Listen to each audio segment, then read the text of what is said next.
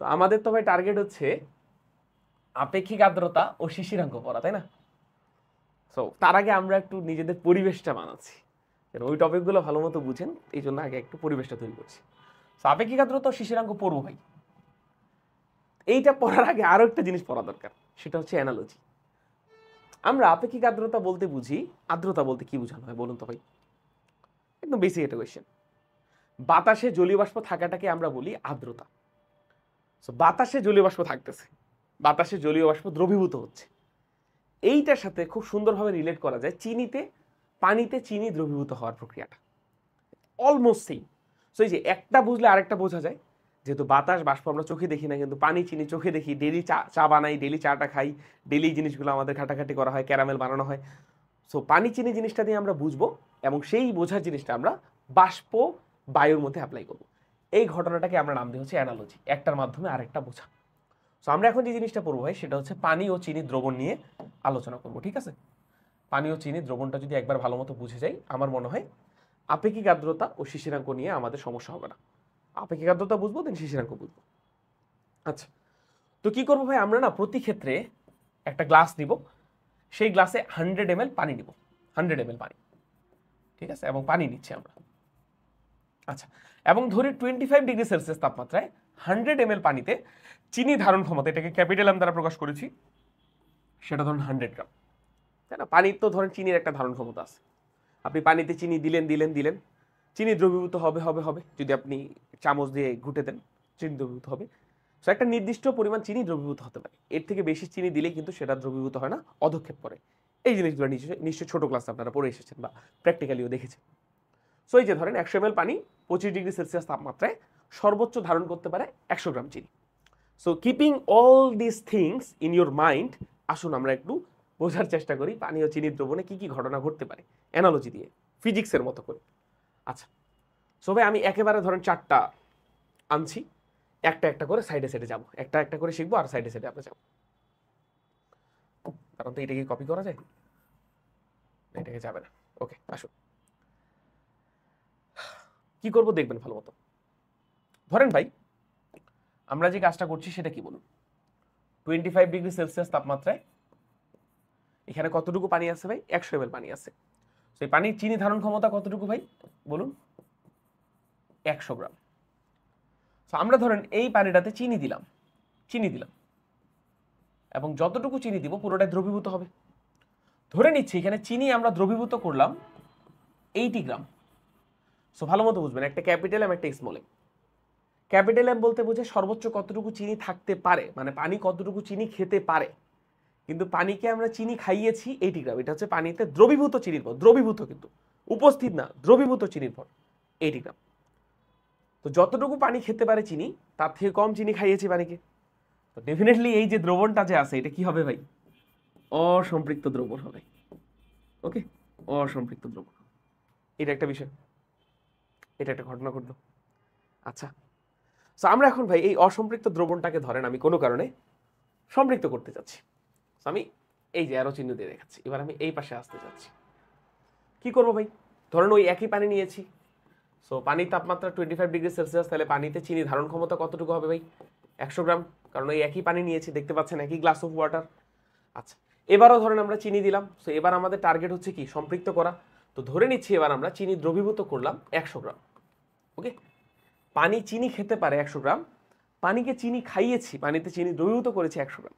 তাহলে এবার এই যে দ্রবণটা আছে, এটা ডেফিনেটলি এবার হবে কি বলুন? সম্পৃক্ত হবে। এইটুকু আমরা কমন সেন্স থেকে বলতেই পারি। ভালো জিনিস না? আচ্ছা, এবার আসেন নিচে আসেন, এবার নিচে আসেন। আচ্ছা, এবার একটা কাজ করি, আসেন আমরা যেটা কাজ করবো এবার, দেখেন ভাই পানিতে চিনি বেশি বাড়ালাম, দেখলাম অসম্পৃক্ত দ্রবণটা সম্পৃক্ত হয়ে গেল। এবার একটা কাজ করি, আমরা চিনি আরেকটু বাড়াই। এইখান থেকে এই জায়গায় আমরা চিনি বাড়িয়েছি, এখানে 80 গ্রাম ছিল, এখানে 20 গ্রাম বাড়িয়ে 100 গ্রাম চিনি দ্রবীভূত করেছি। এবার ধরেন ওই একই তাপমাত্রা নিলাম ভাই, 25°C, ওই একই পানি নিয়েছি, সো পানির চিনি ধারণ ক্ষমতা কত হবে ভাই? 100 গ্রামই হবে, এতে কোনো সন্দেহ নেই, কোনো সন্দেহ নেই। আচ্ছা, এবার আমরা ধরে নিলাম এই জায়গাটাতে চিনি দিলাম হচ্ছে ভাই 120 গ্রাম। এবার তো একটা ঘটনা ঘটে যাবে। কি ঘটনা ঘটবে ভাই? আমাকে বলুন, পানি চিনি খেতে পারে 100 গ্রাম, চিনি দিয়েছেন 120 গ্রাম, পানি কি পুরো চিনিটা হজম করতে পারবে? পানিতে কি পুরো চিনিটা দ্রবীভূত হবে? উত্তর হচ্ছে না। পানিতে 100 গ্রাম চিনি দ্রবীভূত হবে, বাকি 20 গ্রাম কি করবে ভাই এখানে বলুন? অধক্ষেপ হিসেবে পড়বে। সো এই যে 120 গ্রাম যে দিয়েছি ভাই, এই 120 গ্রাম কিন্তু আমি দ্রবীভূত করে নিই, এই জন্য স্মল এম এর মান কিন্তু 120 গ্রাম না। পানিতে চিনি দ্রবীভূত হবে কতটুকু ভাই বলুন? 100 গ্রাম। সো এম এর মান কিন্তু 100 গ্রাম, যেহেতু পানিতে দ্রবীভূত চিনির ভর হচ্ছে স্মল এম। আর বাকিটুকু কি হবে ভাই বলুন? বাকি যেই পোর্শনটা আছে সেটা ভাই এই জায়গাটাতে, এই জায়গাটাতে, এই যে এই জায়গাটাতে, এই জায়গাটাতে অধক্ষেপ হিসেবে পড়ে যাবে, এই জায়গাটাতে অধক্ষেপ হিসেবে পড়ে যাবে। এই যে ধরে নিলাম বাকিটুকু আমাদের এই জায়গাটাতে অধক্ষেপ হিসেবে পড়ে গেল, এবং সেই অধক্ষেপটা কতটুকু ভাই? 20 গ্রাম। ওকে, সো দেখুন দিয়েছিলাম 120 গ্রাম, এর মধ্যে দ্রবীভূত হলো 100 গ্রাম, অধক্ষেপ পড়লো কতটুকু বলুন? 20 গ্রাম। এবার আপনাদের কাছে আমি প্রশ্ন, ফিজিক্সের মতো করে প্রশ্ন করছি, আমাকে বলুন এই দ্রবণটাকে আমরা কি বলতে পারি? কেমিস্ট্রিতে বললো অতিরিক্ত কিছু একটা চলে আসতো, বাট ফিজিক্সে আমরা বলবো মানে আপেক্ষিক আর্দ্রতা, যেহেতু এটা অ্যানালজি ভাই, আমরা তো মেইনলি এইটা পড়তে চাই না, দ্রবণ পড়তে চাই না, আমরা বলবো জলীয় বাষ্প এবং বায়ুর রিলেশন। সো পানি যতটুকু চিনি খেতে পারে 100 গ্রাম, খাইয়েছে 100 গ্রাম, সো পানির পেট ভরে গেল ভাই, তাহলে এই দ্রবণটাকে আমরা নাম দিতে পারি সম্পৃক্ত। ঠিক আছে, এইটারও নাম আমরা দিব হচ্ছে, এটারও নাম আমরা দিব সম্পৃক্ত। এগুলা জিনিস একটু ভালো মতো বুঝবেন। ওকে, এটারও নাম আমরা দিব সম্পৃক্ত, আশা করি বুঝেছেন। আচ্ছা, সো লাস্ট লাস্ট লাস্ট এখান থেকে ওখানে গেলাম, ওখান থেকে এখানে আসলাম, এবার এখান থেকে এখানে আসবো। এবার একটা ঘটনা ঘটে, ঘটনাটা হচ্ছে ভাই আমরা চিনি দিয়েছিলাম কতটুকু ভাই? 120 গ্রাম, দ্রবীভূত হয়েছে কতটুকু ভাই? 100 গ্রাম, বাকিটুকু অধক্ষেপ। কি এমন কাজ করলে এই অধক্ষেপটা দ্রবীভূত হয়ে যাবে? চিন্তা করতে পারেন, এটা কিন্তু আমাদের মায়েরা বোনেরা সবসময় করে, ইভেন আমরাও করে থাকি।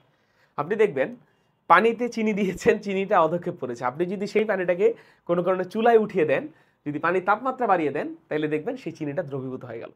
সো যেই ঘটনাটা ঘটানো হয়, পানির তাপমাত্রা আগে ছিল 25, এখন ধরেন আমরা করে দিলাম 35 ডিগ্রি সেলসিয়াস, ওই সেম পানি 100 ml পানি আছে। এবার পানি চিনির ধারণ ক্ষমতা আর 100 গ্রাম থাকবে না, ধরে নিচ্ছি পানির চিনির ধারণ ক্ষমতা হয়ে গেল 120 গ্রাম। 120 গ্রাম। আর আমাকে বলেন পানিতে চিনি কতটুকু ছিল? 100 গ্রাম অলরেডি দ্রবীভূত, আর 20 গ্রাম ছিল অধক্ষেপ। সেই অধক্ষেপটাও উত্তপ্ত করার কারণে এতে দ্রবীভূত হয়ে যাবে। সো এবার দ্রবীভূত চিনির ভর সেটাও হয়ে যাবে 120 গ্রাম, স্মল এম এর মান হয়ে যাবে 120 গ্রাম। সো যতটুকু খেতে পারে ততটুকু খাইয়েছি। সো এবারও দ্রবণটা কি বলুন? সম্পৃক্ত। ঠিক আছে, এবারও দ্রবণটা হচ্ছে সম্পৃক্ত। সো এই অ্যারোটা, ফ্লো চার্টটা আশা করি আপনারা ভালো মতোই বুঝতে পেরেছেন, আশা করি ভালো মতোই বুঝতে পেরেছেন। ওকে, ভালো মতো বুঝতে পেরেছেন। সো এখানে কি ঘটলো ভাই? তাপমাত্রা বাড়ালে ধারণ ক্ষমতা কেন বেড়ে গেল? জাস্ট একটু কেমিস্ট্রির মতো ভালো বুঝি না, তারপর একটু বোঝানোর চেষ্টা করি। পানির অণুগুলো আছে না ভাই, পানির অণুগুলোর মাঝে যে গ্যাপ আছে, সেখানে গিয়ে চিনি ঢুকলেই সেটাকে আমরা বলি চিনি দ্রবীভূত হয়ে যাওয়া। এখন যখন তাপমাত্রা বাড়িয়ে দিই পানির, তখন পানির অণুগুলো বেশি ছোটাছুটি করে না? ঝিক ঝিক ঝিক ঝিক, রৈখিক গড় গতিশক্তি বেড়ে যায়, পানির অণুগুলো বেশি ছোটাছুটি করে। সো তাদের মাঝে কি বেশি গ্যাপ তৈরি হয়ে যায়, বেশি গ্যাপ তৈরি হলে সেখানে বেশি চিনি ধারণ করতে পারে। পানির চিনি ধারণ ক্ষমতা যদি আমরা তাপমাত্রা বাড়িয়ে দিই তাহলে বেড়ে যায়। সো এই যে এটা একটা এক্সপেরিমেন্টাল জিনিস, অবশ্যই এটা কিন্তু এক্সপেরিমেন্টাল, ঠিক আছে, এটা কিন্তু আমরা ডেরিভেশন করতে পারি না, এক্সপেরিমেন্টাল একটা বিষয়। সো এক্সপেরিমেন্টালি পাওয়া গেছে যে আমরা যখন তাপমাত্রা বাড়াই তখন চিনি ধারণ ক্ষমতা বেড়ে যায়, এটা আপনি নিজে এক্সপেরিমেন্ট করে দেখতে পারেন। সো আমরা এখান থেকে একটা জিনিস বলতে পারি, এক্সপেরিমেন্টালি পাওয়া গেল যে ধারণ ক্ষমতা এইটা ভাই তাপমাত্রার সাথে সমানুপাতিক। ওকে, তো আমি এখানে এই পানি চিনির মধ্যে যা যা বলেছি ভাই সব কিছুই রিলিভেন্ট হচ্ছে বায়ু এবং বাষ্পর ক্ষেত্র, সেখানেও কিন্তু ধারণ ক্ষমতা আর তাপমাত্রা সমানুপাতিক, এটা কিন্তু মাথায় রাখা লাগবে। আমি পরে প্রমাণ করে দিব বায়ুর ক্ষেত্রে এটা কিভাবে হয়, সেটা পরে প্রমাণ করবো, আপাতত জাস্ট একটু মাথায় রাখবেন। আর এই যে বললাম অ্যানালজি, আমরা বলছি পানি চিনি, কিন্তু এর সাথে রিলেট করবো বায়ু বাষ্প, কিভাবে রিলেট করবো ভাই আপনি সেটাও বলে দিচ্ছি। আপনি পানিকে রিলেট করবেন, এখানে যেটা পানি সেটাকে আপনি রিলেট করবেন ওই জায়গায় বায়ুতে। ওকে, পানিতে কে দ্রবীভূত হয় ভাই?